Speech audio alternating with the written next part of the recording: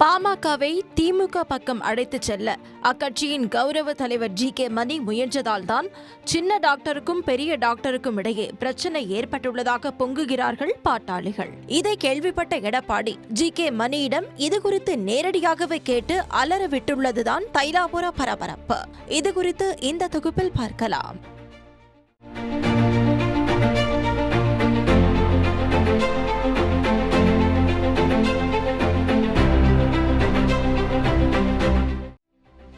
பாமகவில் என்னதான் நடக்கிறது என்று தைலாபுரத்திற்கும் பனையூருக்கும் நெருக்கமான சிலரிடம் பேசினோம்.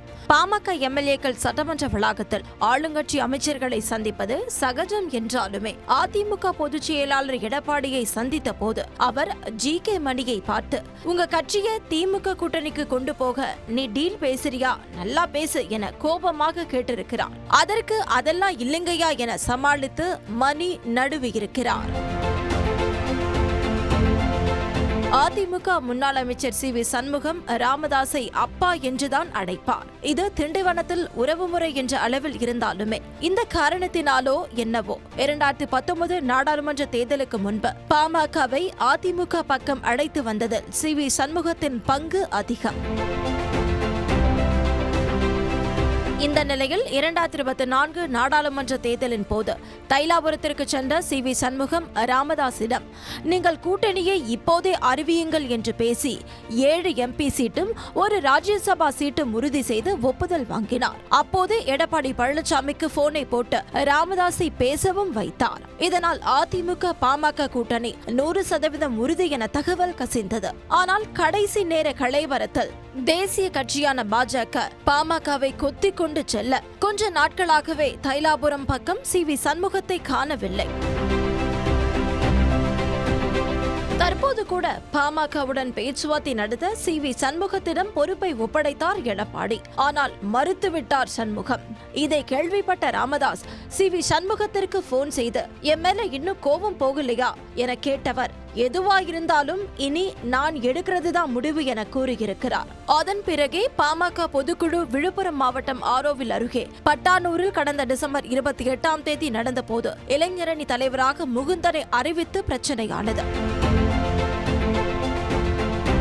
2024 கூட்டணி அமைத்த பாஜக அடுத்த ஆட்சியில் அன்புமணியை அமைச்சராக்குகிறோம் என்று சொன்னது போல் நடந்து கொள்ளவில்லை. ஆகையால் இனி அவர்களோடு ஒட்டும் கிடையாது, உறவும் கிடையாது என்று ராமதாஸ் கட்சியினரிடையே புரிந்து தள்ளினார். இந்த சமயத்தில் மத்திய உள்துறை அமைச்சர் அமித்ஷா கடந்த ஏப்ரல் 11ஆம் தேதி சென்னை வந்து எடப்பாடியை சந்தித்து அதிமுக பாஜக கூட்டணியை உறுதி செய்தார்.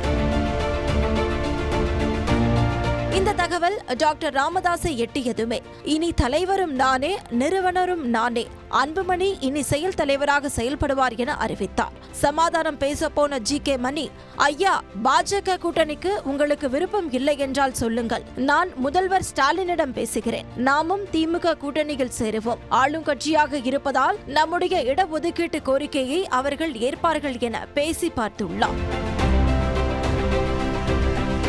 இதன் பிறகு கட்சி நிர்வாகிகளை அழைத்த ராமதாஸ், ஜி.கே. மணி இப்படி சொல்கிறார், எந்த கூட்டணிக்கு செல்வது என்று கேட்க நிர்வாகிகள், ஐயா, எந்த முடிவெடுத்தாலுமே எங்களுக்கு ஓகே தான் என்று கூறியிருக்கின்றனர்.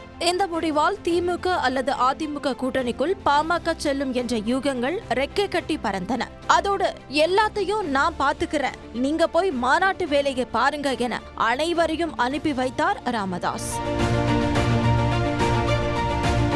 இந்த நிலையில் ராமதாசிடம் பேசிய பாமக முன்னாள் தலைவர் பேராசிரியர் தீரன் தரப்பு, ஜி.கே. மணியை நம்பாதீங்க, உங்களையோ என்னையோ 1998 பிரிச்சதே அவருதான். அவர் பேச்ச கேட்டு தம்பியை நீங்க தலைவர் பதவியில் இருந்து எடுத்தது சரியான முடிவு கிடையாது, அது கட்சிக்கோ டேமேஜை ஏற்படுத்தும் என சொல்லியிருக்கிறார். குமுதம் செய்திகளுக்காக செய்தியாளர் கோவிந்தராஜு.